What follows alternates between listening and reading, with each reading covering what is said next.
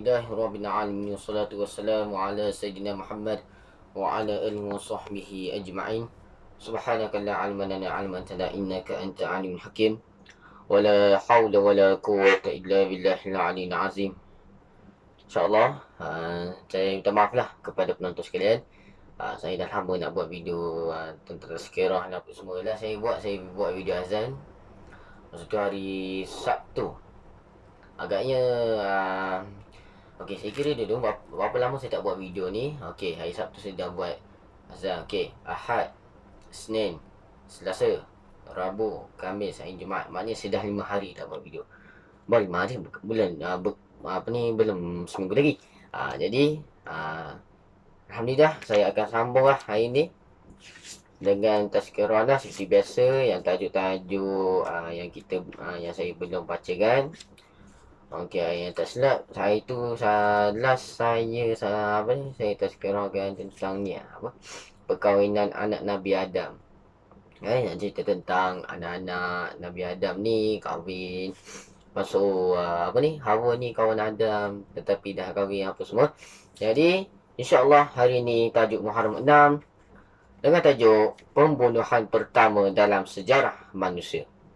Maknanya tajuk ni agak macam sensitif sikit lah. Maknanya dia cerita tentang pembunuhan. Maknanya siapakah pembunuh pertama dalam sejarah manusia. Maknanya dia macam yelah, dah nama pembunuhan. Maknanya dia ni macam orang yang kejam lah. Tapi dia orang pertama yang dia pembunuh pertama dalam sejarah manusia. Bukan dalam Malaysia, bukan dalam bumi, tak. Dalam sejarah manusia. Maknanya manusia mana pertama yang jadi pembunuh. Bukan Nabi Adam lah. Nabi Adam dia Nabi. Walaupun kita tahu Nabi Adam tu orang pertama, tapi kita nak tahu siapakah pembunuhan pertama dalam sejarah manusia. Bukan Malaysia, bukan bumi apa semua, tapi dalam sejarah manusia. Kita ni lah kita manusia, insyaAllah. Baik, mulakan dengan firman Allah Subhanahu Wa Taala dalam surah Al-Ma'idah ayat 30. A'udzubillahi minasyaitonirrajim.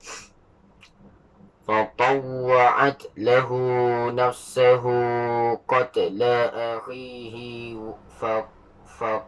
فقتله فأصبح من الخاسرين.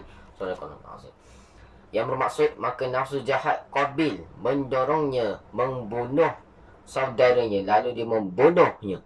Oleh itu menjadilah dia daripada orang yang rugi. Okey. Okey, surah Al-Ma'idah ayat 30 kan. Baik. Dia kata kat sini, maka nafsu jahat ada nama dia, Qabil. Maknanya saya tanya tadi, siapakah pembunuh pertama dalam sejarah manusia? Jawapannya adalah Qabil. Okey, mengikut dalam surat sebelah yang saya pernah tazkirah ke sebelum ni, mana? Okey. Dia kata kat sini, dalam surah Al-Ma'idah ayat 27. Ini ayat 30. Yang ni ayat surah Al-Ma'idah ayat 27. Dia kata, dan tidak diterima dari yang lain, Qabil. Qabil kata. Berkata Qabil, sesungguhnya aku akan membunuhmu. Jadi kita dah tahu jawapan lah. Maknanya siapa pembunuh pertama dalam sejarah manusia? Jawapannya Qabil. Qabil siapa? Qabil ni anak Adam. Qabil anak Adam. Baik. Kisahnya, Qabil berasa marah kepada Habil kerana dapat berkahwin dengan Iklimah. Maknanya Qabil ni rasa marah lah. Dia marah dekat adik dia sendiri. Sebab adik dia yang dapat kahwin dulu. Rasanya Qabil ni abang, padahal abang dia single lagi. Maksud adik dia dapat kahwin dulu dengan Iklimah. Iklimah ni perempuan lah. Lepas tu Qabil ni Qabil ni menunggu peluang yang sesuai bagi membunuh Habil. Maknanya dia ni tunggu nak dapatkan peluang yang paling sesuai untuk membunuh Habil. Pada suatu pagi, Habil pergi mengembala kambing-kambingnya. Habil ni tugasnya untuk mengembala kambing. Okey, Qabil yang dihasut oleh iblis. Okey, apa sebab Qabil nak bunuh Habil? Tapi saya rasa saya tak tahulah. Mungkin Qabil ni ikut nafsu ikut nafsu iblis rasanya. Kita baca dulu. Qabil yang dihasut oleh iblis mengikut Habil dari jauh. Dia mahu membunuh Habil namun tidak tahu caranya. Maka Iblis mengajar. Maknanya Iblis ni nak ajar Qabil lah macam mana nak memukul Habil. Biasanya kalau kita pernah dengar bunuh pakai pisau, yang ni bunuh secara pukul-pukul lah. Sama juga dengan buli. Tak kisahlah buli bunuh pakai pisau ke, boleh pukul tak kisah. Ni ada kaitan lah. Ni ada kaitan. Ada kaitan dengan apa? Pembunuhan. Kepala Habil berdarah. Kepala Habil berdarah. Lalu beliau rebah ke tanah. Maknanya kepala Habil ni berdarah. Lepas tu dia rebah ke tanah. Lepas tu Iblis tersenyum melihat perbuatan Qabil kerana hasutannya berjaya. Jadi memang betul lah. Qabil dia nak bunuh, dia ikut nafsu ataupun ikut ajaran Iblis. Maknanya Qabil ni dia terlalu marah. Lepas tu Iblis datang, dia hasut lah. Kalau siapa yang marah memang Iblis datang lah. Hasut. Macam orang nak solat kan. Tengah tunggu apa semua, tengah tunggu main phone. Lepas tu azan Allahu Akbar. Lepas tu kelam kabut siap. Lepas tu dia kata apa ni, ni bukan Iblis lah, dia syaitan. Syaitan bisik, relax. Syaitan bisik, engkau penting pun pergi, orang ni langsung tak pergi. Dia kata betul juga tu. Dia pun relax balik, duduk main phone. Lepas tu apa, dia naik motor lah. Lepas tu bisik sampai lagi, saya terbisik lagi. Dia kata tak apa, lambat-lambat kau pergi. Nampak kau bersungguh tu, orang lain langsung tak pergi. Betul juga ni, dia kata. Slow sampai ke masjid.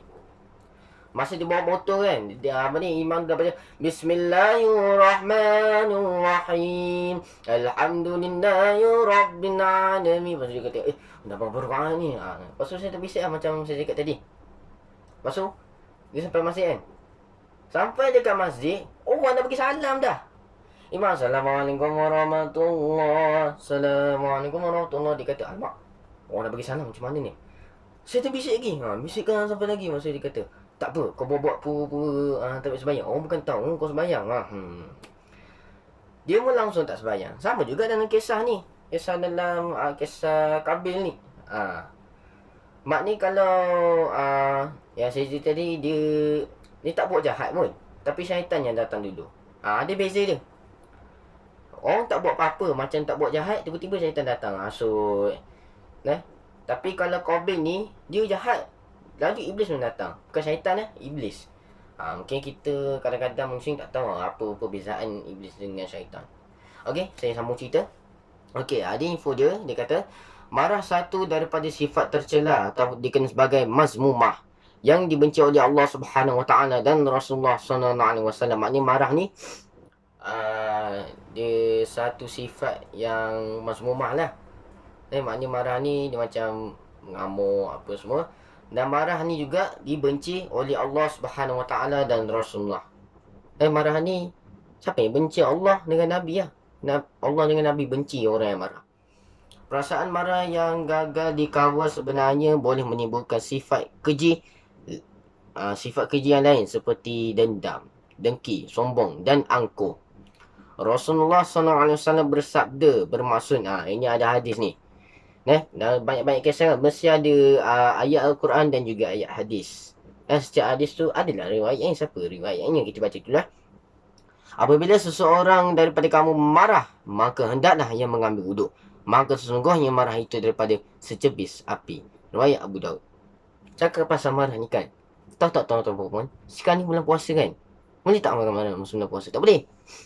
Semua orang kata batal. Marah boleh membatalkan puasa. Maka ambillah wuduk. Tengah-tengah marah tu ambillah wuduk. Lepas marah, alamak, aku tak marah dia ni pula, ambillah wuduk. Tu bagus Jadi saya rasa itu sajalah.